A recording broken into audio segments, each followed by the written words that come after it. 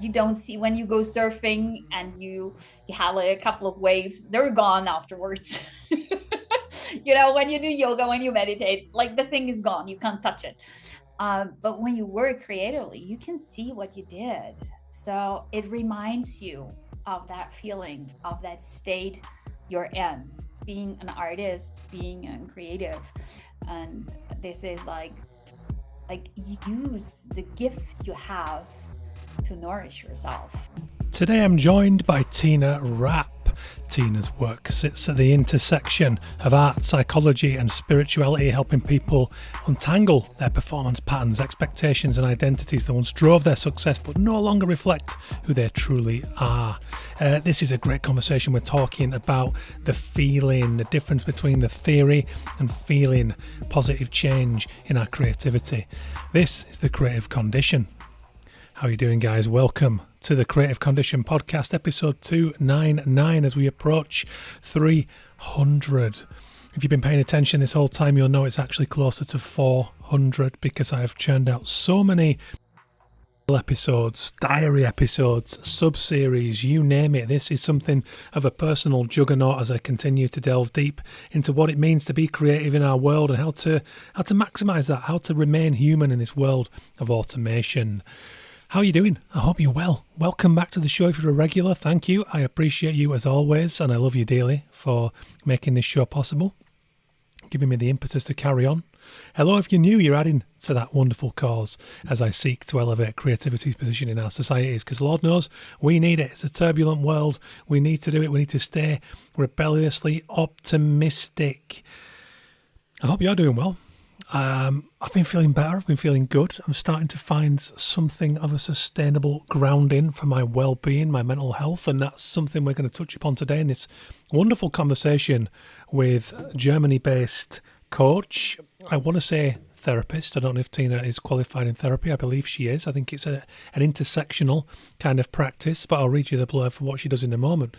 But she's a wonderfully warm human, and Tina and I have both been a part of the cohort for the Paradiso Institute's coaches training program, which we're currently wrapped up in, building our new offers, positioning what we already do in such a way that we can benefit that not only the Paradiso community, as Hector and Marco build that one from the ground up, but people far and wide, like we're doing through our work. You only have to look at the stuff we're putting out there to see that we care in a way that sometimes keeps us awake at night. And we're going to be talking about that today. We're going to be talking about the feeling within, feeling it, properly feeling it, because there's so much theory now. We're bombarded with so much theory and so much noise that we feel like we know about all these things, whether it's holistic human practices, whether it is creativity, whether it's well-being.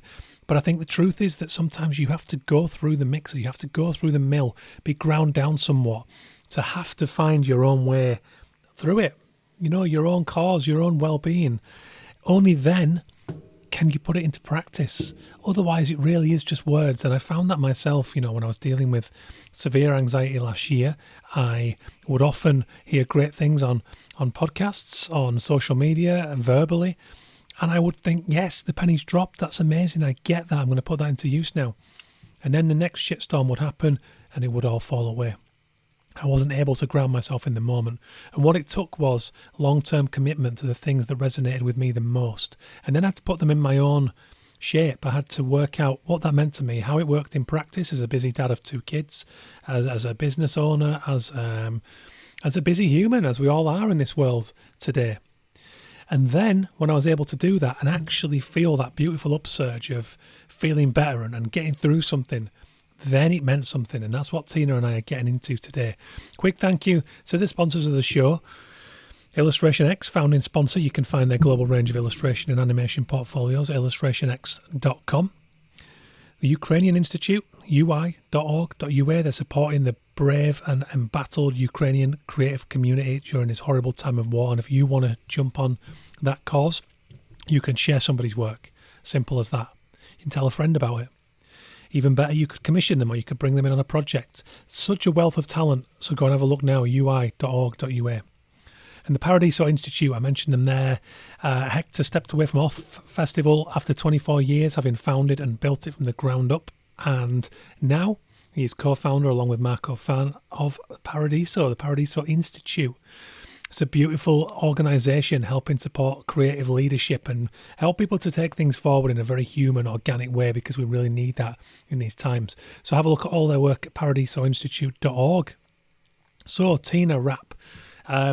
Tina works with creatives, founders and visionaries who appear successful on the outside yet feel disconnected from themselves in their creative professional lives.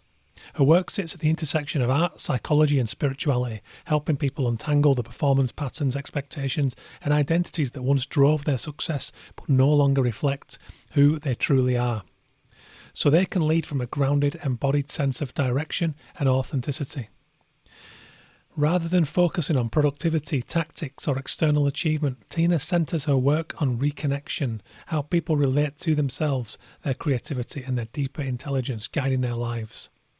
Her approach is shaped by years of guiding creatives as an art therapist, NLP coach and spiritual mentor, grounded in lived experience, embodiment practices and real transformation rather than abstract theory. That's what we're talking about today, the real stuff over the abstract theory. So I hope you're going to enjoy the conversation. Tell a friend. Review, rate, subscribe. It really helps the show. I would really love it if you could take a moment to do so, because it's not the biggest show in the world. The numbers grow steadily over time, but it's still very moderate, still a labour of love for me. I would really love it if you could help me out in that way. So there we have it. Yeah, if you want to work directly with me, by the way, I also coach, as I mentioned. I have a brand new story coaching offer. One is the external, in which we might write your book, help you write your talk, or create your content voice. You know, it could be all three. I love doing that. I worked with Hector Ayuso to write his biography. I've been recently working with Pablo Honey to book coach him to write in his memoir. Incredibly fulfilling work that I truly love. And as someone who's been telling stories across all different mediums for over 20 years, I love to do that work. I can help you to lead with clarity as a creative, as a founder, as a leader, by becoming the author of the life you want to lead. So if that sounds good, get in touch. I also have the foundational pit stop session, which is a major deep dive, no stone unturned, a look at your creativity in this moment. We will look to find a narrative that works for you moving forward. thecreativecondition.com/coach for all that. Now, without further ado, let's get to it. This conversation with Tina Rapp. I hope you're going to enjoy. Nice one, guys. What I love about my work, because actually my clients remind me or mirror me in helping them what may be useful for me too. Yes, we're always learning, aren't we, from others? And it's that classic thing of I learn all of the time from my children, from when I go and do guest lecturing. I sometimes go and do a talk about my illustration work and then spend a day looking at the portfolios and talking to the students. And I sometimes feel like I learn so much more than them when I come away. And I think it's the same principle with coaching, or any kind of giving, isn't it? We sort of receive too. Yeah, absolutely. Yeah. In the beginning, I was surprised. I was wondering if my clients, the people I work with, get as much as I do. So, yeah, like growing into that. I just recently read the more you work on yourself, the better is the work you actually do. This made me feel better learning with each conversation. It doesn't only have like in coaching or therapy, but connecting with other people, just talking and really be in the moment. Like this is what I learned, besides of all the things you can learn, whatever you do, the moment you are present and really connect to the other person, like this is when like the magic happens. This is what I do for the longest, actually. Bringing people into the moment and realizing that this is so helpful in whatever you do. Yes, presence is maybe more valuable than ever before, just because of the sheer amount of noise and surface level distraction in our world. Is that something you'd go along with? Absolutely. Yeah. I hear a lot of people, they're like, it's too noisy, there's too much going on and it's stressful. And I like to turn that around to like, maybe we are forced to focus exactly on that. So this is a beautiful challenge to get better and coming back to ourselves. If it doesn't hurt, we won't change anything. So maybe the noise has to be that loud as it is right at the moment. It brings our attention to that subject, that we have to focus more on ourselves, get back to ourselves. And it's not about like that we have to be calm all the time. Same with structure and chaos. Like I love to get lost in all these social media and whatever is going on, but like being able to come back to myself and think about like processing all the information we're getting. I think that's the point. Yeah. Yeah, and self-awareness is key, isn't it? Because for the longest time, I know you and I have already talked a little about this, but the last 2 or 3 years have been more challenging than I've known in the past because I always keep calling it an untrained puppy of a brain.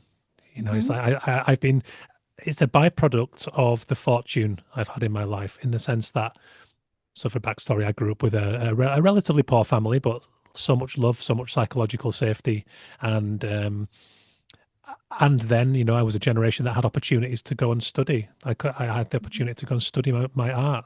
I went to university. I met friends from all over the world. I got to travel, got to build a career doing something I love. So I haven't had too much adversity in my life, and I think as a byproduct of that, my brain has just been allowed to be the rambunctious, playful thing that it naturally is, but without the structure that you mentioned earlier. Now in my early 40s, I'm kind of having to learn the hard way because I'm exhausted. I'm a twin parent. I'm very sensitive, very empathetic. So I feel maybe more pain than I should from the ills of the world. And so I'm having to learn all of this at once in real time now because I've hit this kind of period of anxiety. But it's also a blessing because it's forcing me to come back to myself to illustrate your point. So I'm in this kind of self-discovery journey at the moment, and it's tiring and it's hard because I've got a lot of work on. The kids are busy, but that's the circumstances. That's my context. There's never going to be a perfect scenario. No. So I'm kind of in the deep end learning. But it's a wonderful feeling, despite the hardship that it sometimes brings. Actually, those little triumphs and realizing that you've overcome a situation that might have overwhelmed me 1 year ago feels amazing. Is that something you have felt yourself in seeking structure in your own practice? And I guess also, is it something you see in your clients if you achieve such results? Absolutely. Yeah. And sometimes this takes time. So first of all, I'm happy that you said it's a blessing, even if it's not feeling good the first time, but it makes you focus on that and figure out like how you can handle it. Like there's no golden rule, I'd say. But like getting back into your body, this is what I'm working on. And I was working with an artist. I think we're working for 3 years now together, and there were ups and downs. And now finally, like for the last half year, I realized like she figured out what she really needs to always come back to herself. Like she had 3 kids, she has twins, and the older one. Life is going on all the time. Like the word is not stopping for you because you have like a bigger challenge, and figuring out together with her what she needs to feel herself and whatever is going on is so powerful. Now we're checking in like every second week and like listening to her, like her voice changed. She makes decisions instantly. She knows what she needs, and she's not like, I'm perfect now, I figured everything out, but she's like, you know what, I allow myself to take my time, and it's good for me if I have a slow week, just like because I need that. I keep my energy, and I she knows how to keep herself balanced. And in this slow process, how it sounds, she's making like the biggest steps ever. And like this is so rewarding. Yeah. Now, and it was hard work for her. She was interested in, or it started like, can you help me with this and that? Like figuring out my career, like she doubted everything, whatever. Like it was just this big chaos. And step by step, she learned more about herself and accepting everything about her. especially what we're not so happy with, or like, I should be like this, I should be like that. Like, I don't hear sentences like that from her anymore. Yeah, I think this is it. Like, when we accept ourselves, it's another thing that we can accept what's around us a bit better. What doesn't mean that we have to be happy with everything. Just like sometimes just leaving it like it is makes us more flexible how we like to handle it.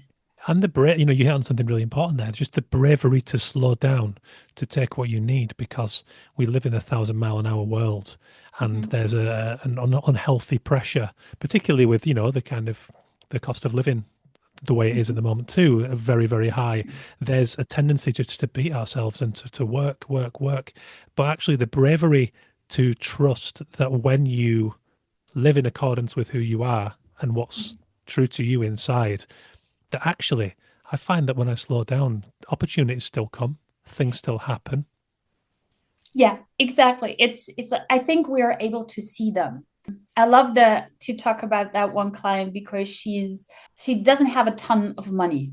It's because like when you're safe, like money wise, it's easier to slow down. But she was like really under pressure, and she was like, I have to make this money for a living and stuff. And in that moment, she managed, like she built the capacity to slow down and was like, okay, first I have to focus what I really want beside of I have to make a certain amount of money for the family. And in that moment, it was literally within a couple of days. Like she called me and she was like, you know what? They just offered me a job over there, and it's just perfect from the timing, from whatever. Like it fits in my life, and the people over there are so loving and so open. She was like, it's exactly what I wanted, but I couldn't tell you it's this. It was just like this feeling. I struggled a long time with like setting goals. You have to have them clear and the picture and whatever. Like, and I go for that if somebody, it's easy for somebody to do it like that. I discovered another way, like just following the feeling, like having this direction and some kind of what you want to do and how you want to feel doing this or that. And this is how this happened to her. She was like, I can't really tell you what kind of job I want to do, but I want to feel like that, and I want to be surrounded by this and that. And this just popped into her life, and she was like, I never expected this. And it was like, this is it. Because like, if you like, you're setting this intention, and it doesn't have to, it's as clear when you know how it has to feel as somebody has like a clear picture. And this is what was for me like, I was so happy because there are people, it's easy for them to picture their goal, and like they have like this vision board stuff, it works perfectly. And there are people, they just follow these feeling, and I think it's as clear as a picture. I agree, and I'm a feeling person. I call it the thread. I call Mm-hmm. it, and I've heard it termed many ways. I have a friend who called it the weave, which I loved. It's that kind of feeling of synchronicity that when you're moving in the right direction, Yeah. things overlap and things occur. Um, that's really interesting. Yes, and I think that it is. Yeah, and everyone's different, aren't they? Everyone's different in the way they process things in a sensory sense, in an internal sense. And I do think that when you behave in a certain way that is in accordance with that feeling, you see the world accordingly. You see Mm-hmm. opportunities that you might have otherwise missed. Yeah. You behave in ways that will welcome people into your lives that are additive to that. And all of these magical things. And it's really not that complex in that sense, I don't think. It might sound that maybe that sounds a little washy and ephemeral to people, but my whole career has been built on that. And I've felt that countless times with the Mm-hmm. people who've come in. And, so it's very interesting. Before I go to, because I've jumped right in the deep end as I tend to do, would you mind just giving us a snapshot of what you do today, and then I'd love just to talk about you as a as a person, like where your roots and that kind of stuff, to build into kind of what you're doing. What I'm doing, I think I do something between coaching and therapy. I work a lot with artists and creatives. I'd say they kind of they're in the middle of something. They're kind of lost, and lost, especially like the connection to themselves. So this is like the blurry part, and this sounds boring, but they're looking for clarity. But they missed looking inside. So I'm not telling them something they don't know, because like mentally we all know what we need, what we want. Following again this feeling, our intuition, however you want to call it, like finding back and finding a way to get the stress out of the body is mainly how I start, to get aware. And from that point, I work on clarity. And this is what I see the most, that it's not my client. My clients, it doesn't help when we like figure out the next steps within the first session we have. It helps them much more to actually realize how much is going on between their ears, like how many thoughts we have, how powerful our thoughts are, and that it's not that complicated to not believe our thoughts. And to be aware of them. I don't want to say like I make myself think this and that, but be aware of what you're thinking, and knowing how to use our brain the best, because it's an amazing thing.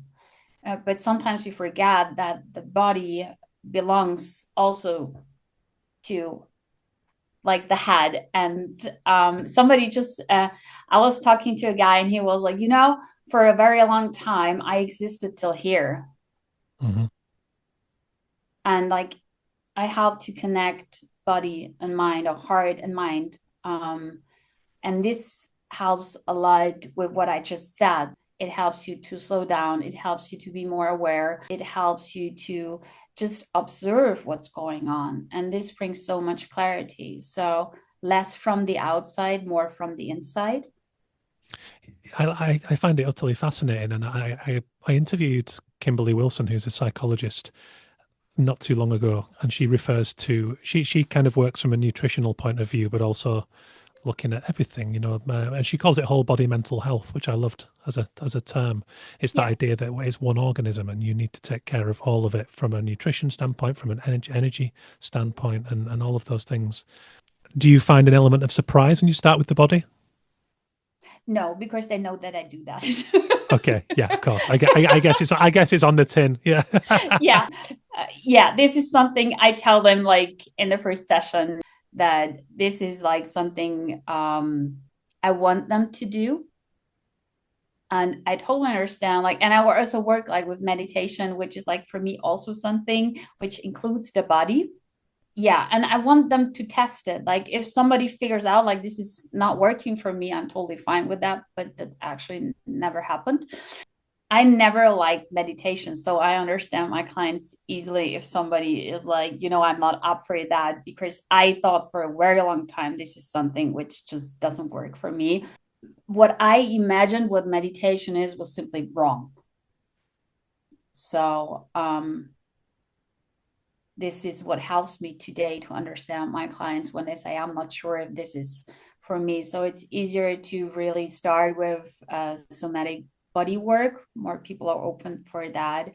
And you can turn that easily into meditation. And this helps so much, because so many people are thinking of Zen meditation, like you just have to sit and do nothing, which is important and which is amazing. But it's not always a good point to start, because there is like when you just sit still, you feel how stressed you are. And it's like, I think it's more stressful to force yourself like to calm down immediately than to really use your body, moving your body to slow it down, and like prepare yourself to really go inside and meet yourself. This is what I love about meditation. And this can be stressful, this can be exhausting, because there's no way out if you force yourself to sit. But it's, for me, it's like the fastest way to just meet yourself, to know where you are. And what was the turning point for you regarding meditation? I went to a retreat and I was the one who was like, I'm up for yoga, but like I skipped the meditation classes. And she became my teacher, actually.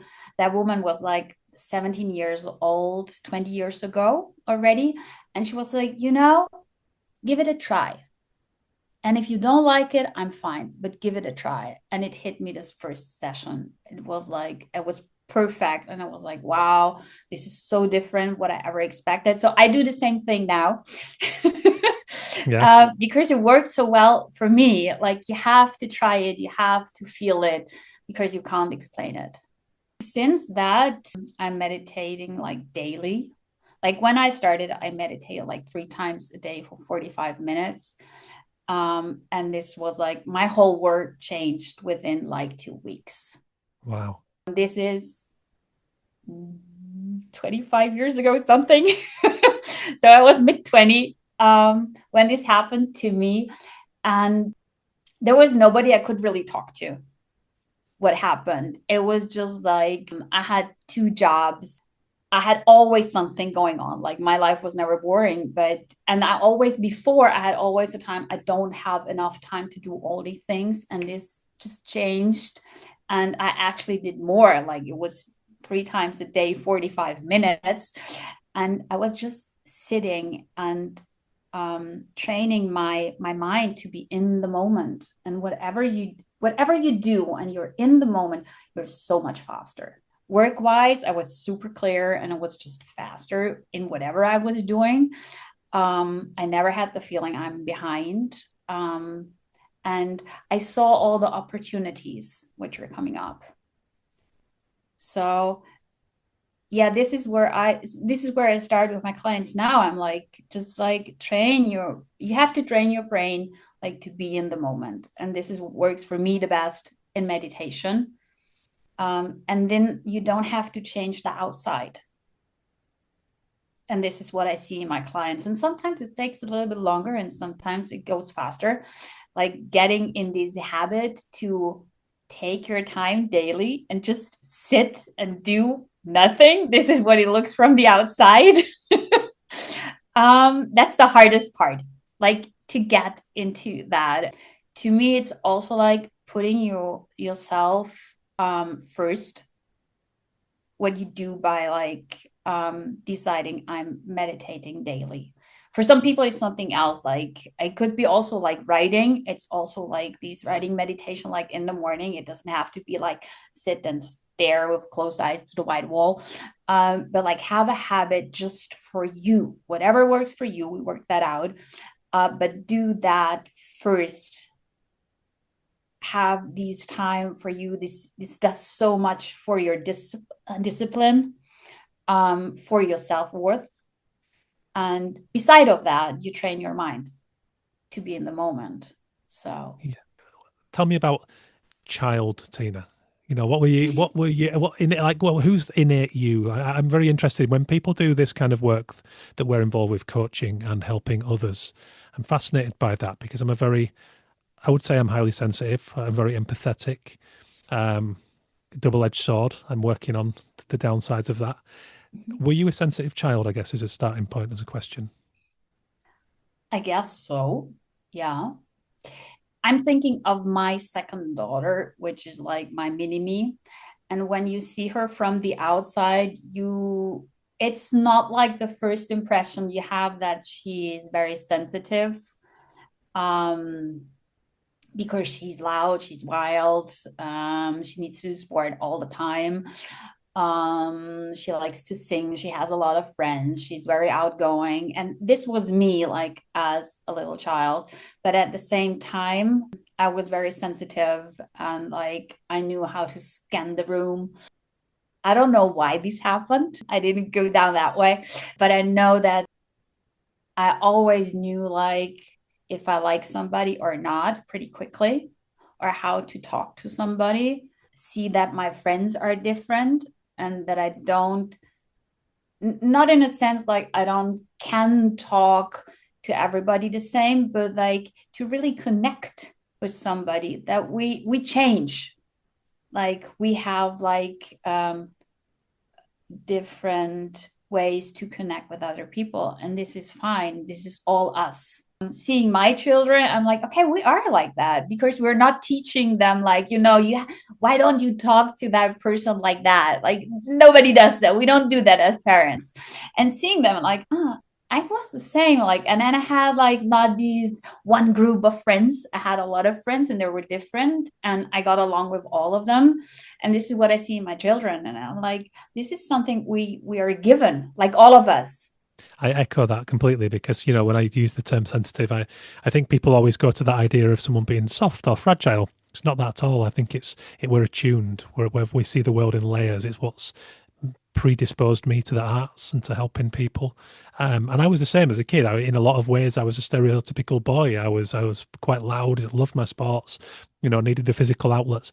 But I also felt I was attuned to people from an early age. I felt like I understood and would take, to a certain degree, would take people's suffering on board, if in certain ways. So there was always that in me, and yeah, that's why I'm interested in when people are drawn to this kind of work. I think I think, and I keep saying this recently, but I think contradiction is something that is prevalent in people who lead with their creativity and people who kind of do the work that we do, in the sense that we can be very introverted in certain ways. We really need that alone time and reflective, but we also love to be a part of the energy and other things. And it's that balance, isn't it? I think that Yeah. a contradiction is an interesting trait, but I think it's something prevalent in people who kind of veer into the world that we're in. Yeah, it needs to have we I need to have time for both. Like I couldn't be always like at home and like just going inwards. I need to go out. But I need both. I couldn't focus just on one. Um, yeah. So making time for both, and the more you know what you need, I think the easier it is to balance that out. Yes, it goes back to that self awareness that we talked about, doesn't it? And Yeah. recognizing the signs. I'm starting to get a little better now at recognizing when I'm beginning to feel overwhelmed and Hmm. overrun, which is, to a degree has been a constant state, Hmm. particularly since twin parenthood. It's just that now I'm starting to be a bit kinder to myself and know when I need to step away, even if it means that that project's got to wait a few more days than is ideal. I know that the project will be better for it because Hmm. I've taken that time, and it's not so easy to do that with all the demands of modern life. But like you said, I think people have always had a context. It's never been perfect Big within. part is being kinder to ourselves. This is what I see the most. That it's easier to be kind, gentle, flexible to people around us, but we have to be um, for ourselves that in the same way.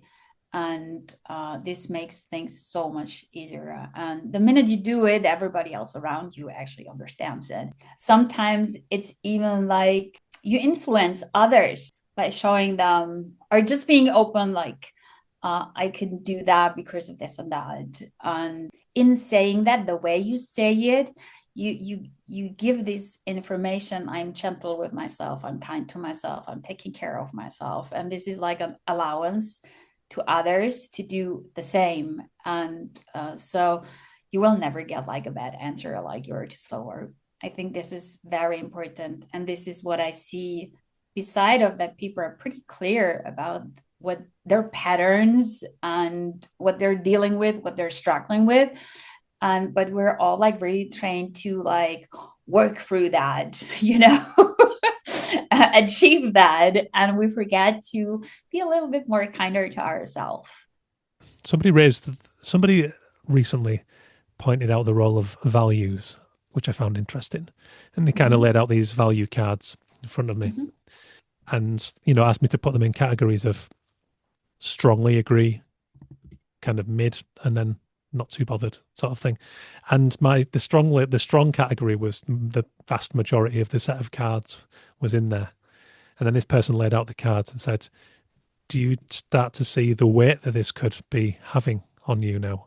And when I looked at all these, this pile of these things like justice and righteousness and all these things, these values, I went, Oh, I never thought of it like that. The sheer weight of carrying around all of those kind of principles and trying to live by that, and yet trying to raise two children and also trying to run a business and all these things.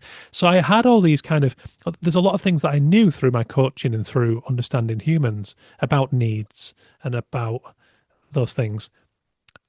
And yet I feel like there were just so many things caught up in this knot in the middle of it all, vying for my attention at all Mm-hmm. times, energy going every which way, and worrying about things in the future, and thinking about, I don't know, I'm not phrasing it very well, but I think that we all live very complex lives today, and clarity and direction, you mentioned the feeling aspect of this Mm-hmm. earlier, they can come easier than we allow them to. I think first of all, we have to realize how complex our lives are really are. And if we really want them to be like that, like do I follow my do I live my values? Or do I really do what I want to do? Or do I do it because somebody told me to?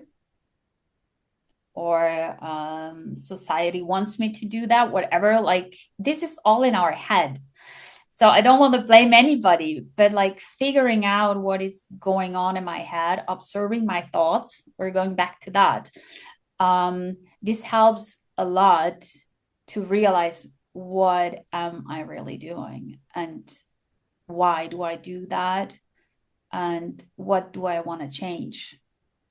And at the same way, like, always have these, um it's not that I make my clients, like, we work on these dream life, which is like far away from what could really happen, because like when you have family and kids, there are certain things that are just given, that's it. But um it's more about being flexible in what is given, and where do I have the time that when I can take care of myself so I can handle the rest. And this is what I focus on. And this is actually the same thing as we were talking before. The more connected I am to myself, and I'm not overriding when my body tells me to stop, just going on, because there's always a person I can ask for help, for example. Just make it simple.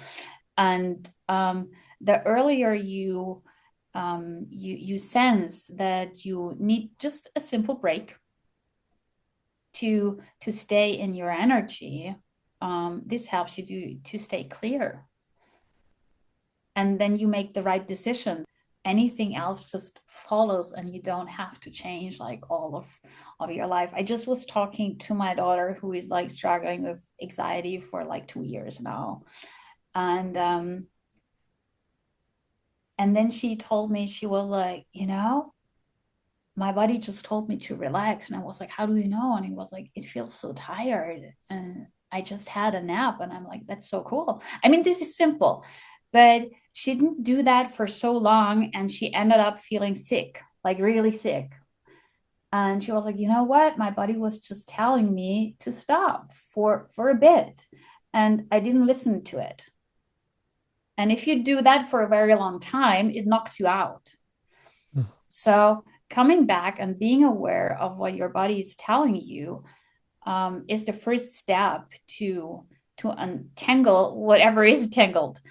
And then you see it as you see the opportunities when you're in the moment. And my job is actually to bring these people back all the time, whatever I do. If we're doing yoga, meditation, we're painting, we're talking, um, the thoughts are in the future, in the past, but mostly they're not here now.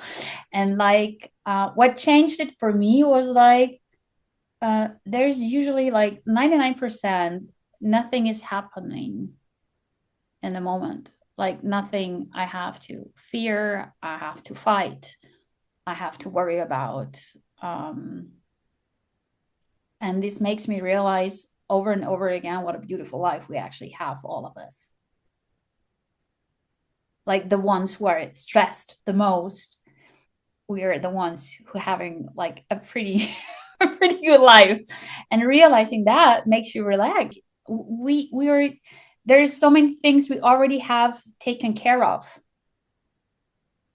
There are not so many things really we really have to worry about, and this opens up this space where we are able to create again, and then we get active, and then there is this feeling of all these things we can read all over the place on social media. We are the creators of our life, but like having this feeling inside of you, I think this enables that we really can do it. If we stuck in our head and we just read that and we wanted to believe it, nothing's going to happen. But the Yeah, moment we slow down and we feel ourselves, like all these beautiful sentences we can read all over the place, they make sense and they make us active. And the minute you do something, this is when the power kicks in. This is what I see.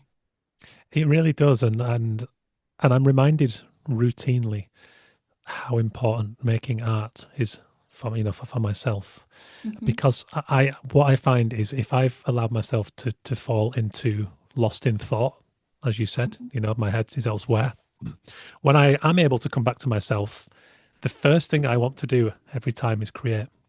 The moment I feel that tension leave and I kind of feel that return of optimism, my first instance is always, oh, that story I was going to write, oh, that painting I was going to do. It's beautiful and it's so innate. And also the need to maintain that and to make time for that. It's something that routinely with my coaching clients, they will, for noble reasons, they will neglect to create emotionally for themselves because either they're busy with work, they've got family life, and all the reasons we've discussed. But I've told this story before, but I was having a really bad run of sleep. I was having nights with zero sleep because I got so worked up and so anxious that I just couldn't settle, and this would go all night. And then that became a fear thing. So each time I wasn't getting enough to sleep, the fear of not sleeping fulfilled the prophecy, and lo and behold, the alarm's going off in the morning. I feel total despair and awful. And my mother-in-law, of all people, she messaged to say, what are we going to do with you? Like, this can't keep on. You need to stop overthinking. And she said, this might be wide of the mark, but when do you still make that big, bright, colourful artwork of yours? Because it seemed, yeah, I know you're busy with your coaching and with your writing, but it seems like a while since you showed me some of that bold, colourful artwork.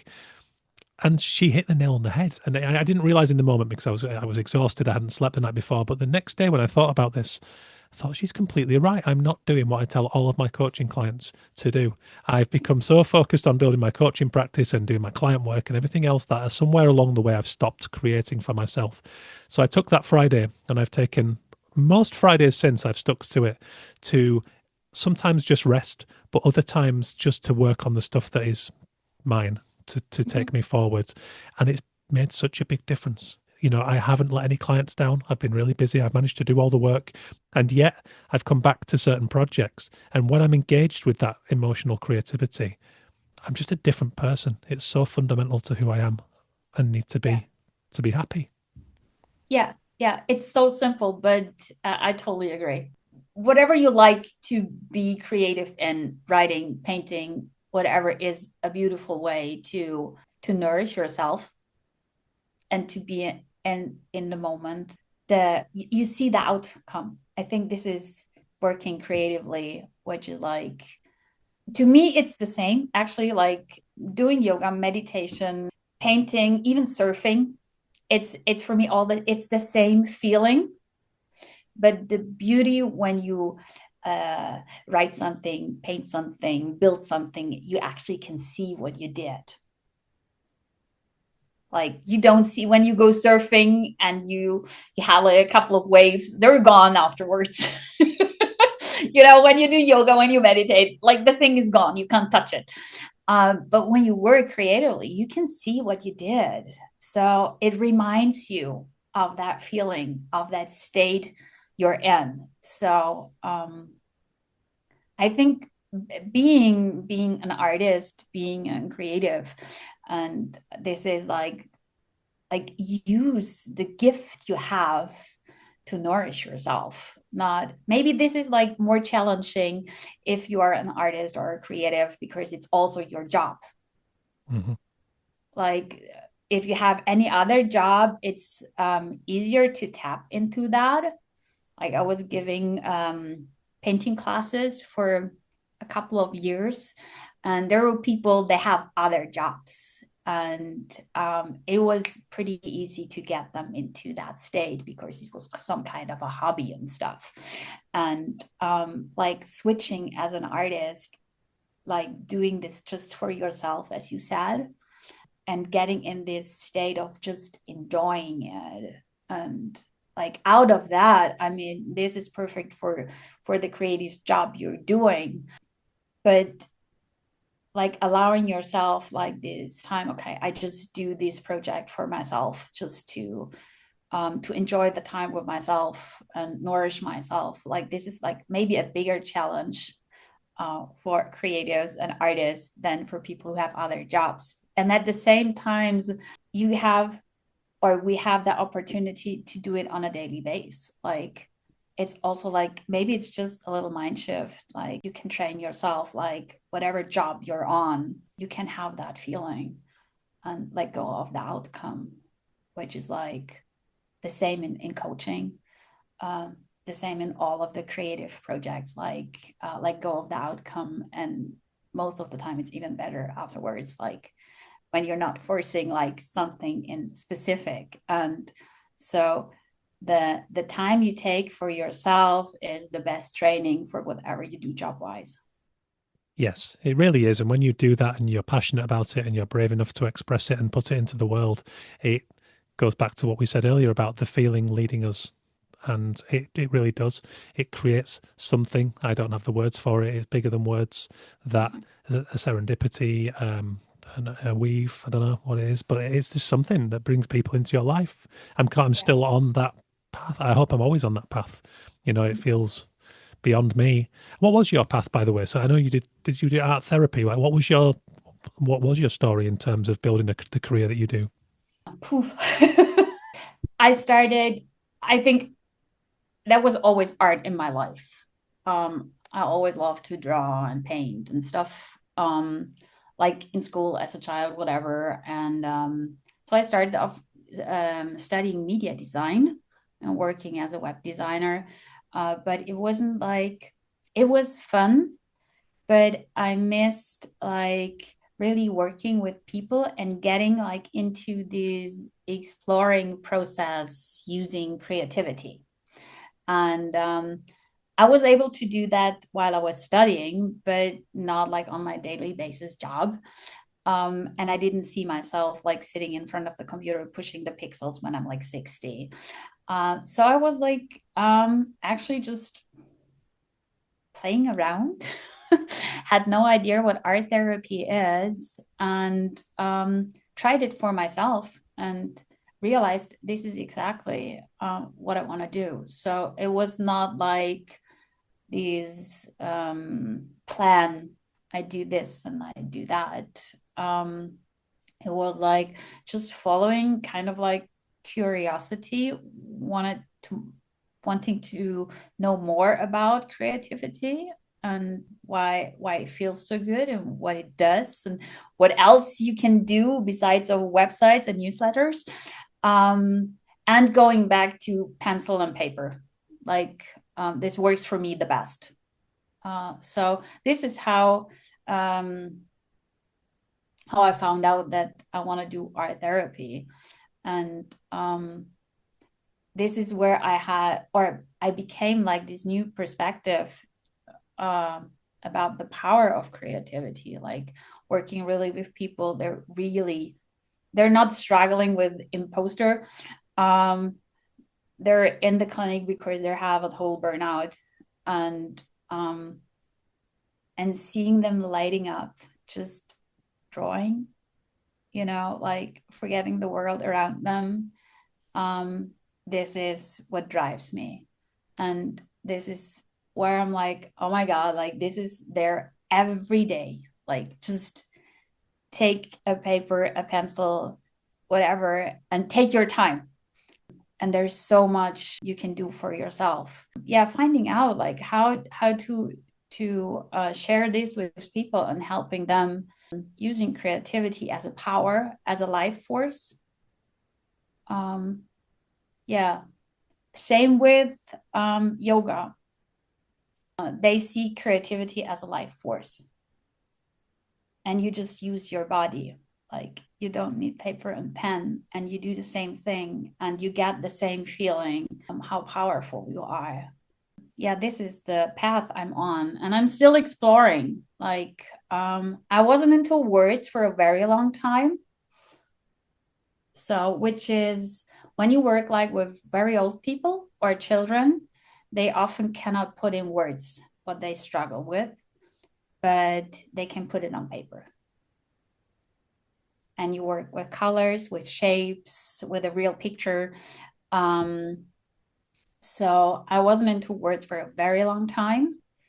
And yeah, now I just added like the words, which are to me like pictures, colors, sounds. Yeah, creating another picture with words and exploring where creativity is showing in all parts of our life and how we can use it for ourselves and like changing ourselves. And this sounds big, but actually you change the world when you change yourself, because it's always influencing the people around you. I couldn't agree more, and I suffered, with like sort of eco anxiety and carry those weights around and still do, but I'm getting better because I've recognized exactly what you just said, that it actually is an ecological act to take care of yourself and the way I phrase it, to shine in the world, to help others, to live those values, like you said, Mm-hmm. so that something as simple as a smile to a person in the street when you might otherwise have been looking at your mobile phone can change your life. You don't Yeah, know the feeling that's going to conjure in a person and what they might go on to do in there. And it's very rarely profound, but it's compound effect, isn't it? It's the build-up of lots of tiny actions that are wholesome and absolutely. come from a place of feeling. That's what I've come to rebuild my trust in. By having two young children, I can mope around the kitchen worrying about it being hot outside and what does this mean? And oh my God, the soil's dry again. And this is where I would go all the time, to a point of not sleeping. And yet my kids are out there and they're curious and they're asking me about the bugs. And I think, okay, well, let's find the joy in this. Let's not Mhm. give myself to this fear because it's I can't control this. It's bigger than me. But what I Yeah, can do is contribute on my level. I can raise these children to be curious, to be joyful, to be optimistic, to be creative, and send them into the world to contribute. That is a beautiful. profound act, and I've come back to seeing it that way now. So just narrowing my focus, bringing things in on a more manageable level. Being prepared to meditate and to feel the environment and the world around me, and know that that is making a difference because no human ever could affect things on that profound scale beyond themselves. I think one simple thing, like because fear is like one of the main subjects I'm dealing with, train yourself to, whenever fear comes up, like take the chance and transform it into curiosity. It's so simple. And I think there's always something good in everything we have to face. And what I also learned as an art therapist, like every sickness and all the illnesses we have, they're all chances. They just point something out for us. And all of this is, the people are afraid when they're sick, no matter what. And the moment they change into curiosity, they open up. And then they start to explore. And then they Mm-hmm. get creative. And then the things are changing. No matter what. That doesn't mean that all of them are healing completely. And I think this is not what it's about, but it's like changing the way you deal with whatever happens in your life. And it's maybe it's something like we're just coming back. Well, look at the little kids. This is what they do. Yeah, This they is like, do. They it's do. not that. difficult, or just like, look what we do. And this is maybe what we're here for, just making a lot of experiences and losing ourselves to come back and share what we learned. Yeah. Yeah, Yeah. it's simple. And, we live in a very data logic obsessed world, I find at the moment. But, on a bad day, I would worry about that or see that, feel the negativity of that. But I've gotten better at bringing myself around to seeing that as actually we have to hit saturation points. Like we said earlier about the chaos, you have to go Yeah. there to feel when it's time for change. And I'm starting to see more local community connection now. I'm starting to see more people starting things that are analog and in person, because I think there is I'm sensing a very widespread digital fatigue because we're all bombarded and it's more than we can handle in terms of information. But that doesn't need to be a bad thing. Perhaps we have to get to that point to start recognizing the good stuff about being human and the smaller stuff. Yeah. Or maybe it's just like balancing it out again. Like, Exactly, because that also brings great benefits. I yeah, mean, look, we're having this yeah. conversation right now across It's seas, always like, you know? yeah, don't go to the extreme, or sometimes we have to go to the extreme to balance it out afterwards. Like, we have to have these experiences and to find out what we want, what we don't want. Like, if there's everything in harmony, like all the time, I think it would be really boring. It would. Yeah. And we're not learning anything. So, especially like at these bad days, um, I'm I'm not a therapist or coach who's telling my clients like, avoid these bad days. Like, do as fast as you can something to cheer you up. Like, no, let's build this capacity to feel these bad days. Yeah. Like, look closer. What do they show us? Like, or like the people they annoy us the most, like their gifts. And the moment you realize that, you learn so much more and you change so fast, because actually everything can become a beautiful opportunity. Every Hmm. situation, every person you meet. And yeah, this is what I learn every day, and this is what I still work on. So like, I'm not perfect. No, I'm still in process, and I don't think this is like ever like done. no, There's no. nothing like, yes, I No, did it, life I know everything. life is always unfolding and always will Yeah. be beyond And us this is too. the beauty. Like, you don't know what's gonna happen the next moment. Hmm. Exactly. Hey, can I ask you, within your practice, did you, because it's a really interesting intersection that you use involving spirituality and the body, and was there momentum in terms of your confidence to build the practice the way it is today and the way we currently find you working? Oh my gosh, no, it's just building. Yeah. Yeah. It's not now. It still feels like, it was chaos for like till the age of 42. This is my favorite number. There was actually a point where I was like realizing, oh my gosh, everything I did, which looks very chaotic from the outside, especially to my grandmother. She was like, why are you learning this again? Why are you doing this again? And why don't you stick to one job? And I'm like, I'm sorry, it's not working for me.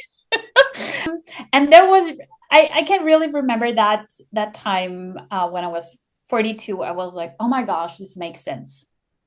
This is where this is clicking into each other. And this is actually, for me, is this one feeling, and you can connect to this feeling in different ways.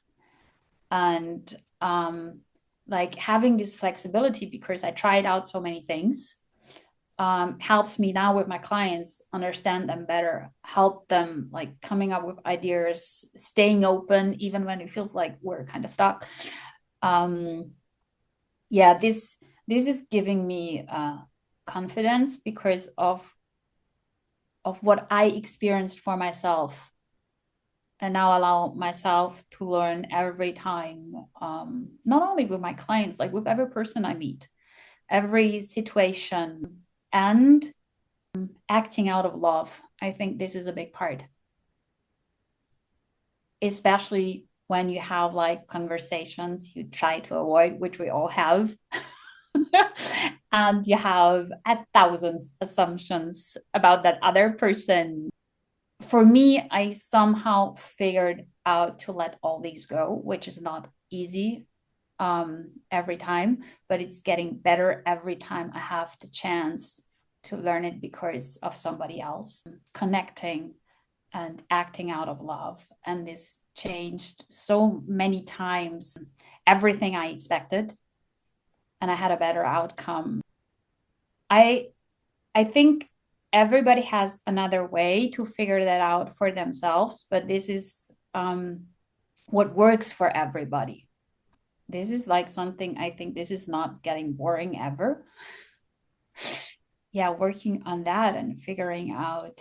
And we know so much, as you said before, but we don't, or the clients I work with, they know a lot, but they don't feel it.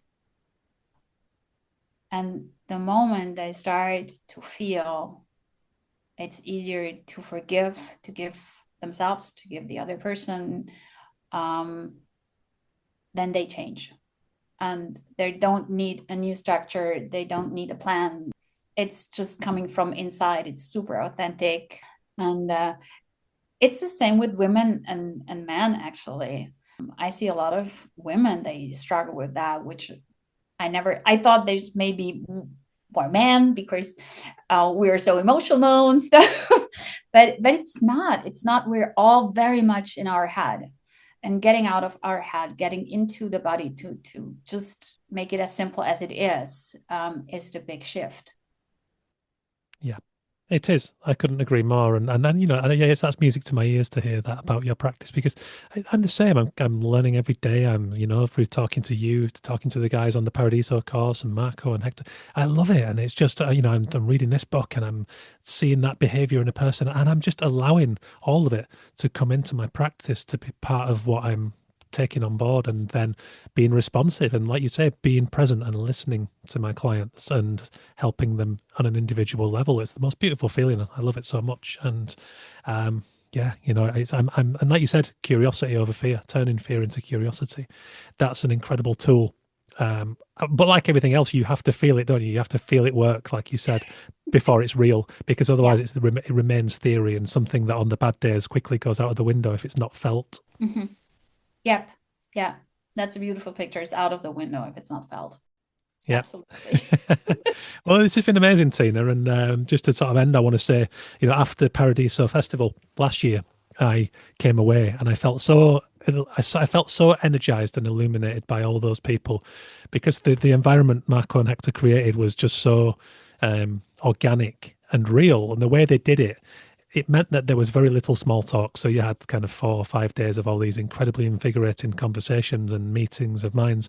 And when I came away and I sat back in my little garden studio and felt a little lonely again, I took out a piece of paper and I wrote everybody's names down that I felt were my contemporaries in this moment, because sometimes it's easy to feel isolated. And I came away from there and I felt, just because I'm not in that festival, it doesn't mean that they're not my peers. And I'm in this moment, in this life, and those people are all doing interesting things, and so am I. So when I feel lonely or low, I kind of get that sheet out, and So just wanted to say that you're another name that's in that ecosystem now. It's just exciting to me.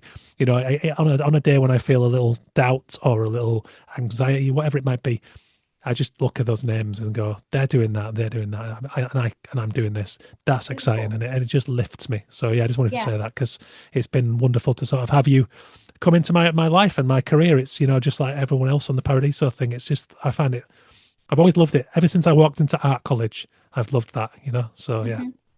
Beautiful. Thank you so much.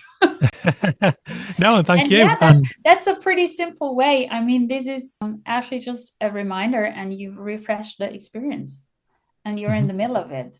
This is beautiful. Yeah. yeah, awesome. And last thing, where can people connect with you and see what you're up to? The easiest, like on LinkedIn, I guess, or Instagram. Yeah, or on my website. Yeah, whatever. Super. And what's your website address? That's tinarapp.de. Brilliant. You'll find me with my name on LinkedIn, on Instagram. Just DM me. Like, take it easy. Just DM me. I love that. Cool. Okay, awesome. I'll Yeah. share the links, and thank you Okay. for your time today. It's been brilliant. Thank you so much. It was brilliant. Thanks for having me. Thank you so much to Tina Rapp for taking the time to give me such a warm, joyful human conversation and help me out mentally in the process. I hope it had such an impact for you too. We've got the brand new episode with Austin Kleon for 300 coming up very soon. It's spellbinding. It's warm, it's silly, it's playful, it's deep, it's all of the above, just like Austin Kleon and his work. I'm not going to give too much away, but it's a real belter of an episode to mark the occasion of 300 podcast episodes on the show. Thank you for listening. I hope you'll come back and join me again for that one and for many more in the future. I hope you've taken a lot from Tina Rapp today. A big thank you to Illustration X, the Paradiso Institute and the Ukrainian Institute for supporting this show. Whatever you're up to, stay optimistic, stay positive, believe that the future might have other ideas on those bad days. If you want to work with me one-to-one, I do coaching. We can talk about that. Story coaching. We've got pit stops. We've got one-to-one sessions, deep dives of all kinds. I can help you elevate your game and become the author of the life you want to lead. That's about it for me. Nice one, guys. Head to thecreativecondition.com for all the resources. Please consider a review, a rating, a subscription, or tell a friend. It's as good as anything. Word of mouth in this algorithmic age continues to be all-powerful. Cheers, guys. Stay creative and have an awesome week. I love you all for listening. Take care.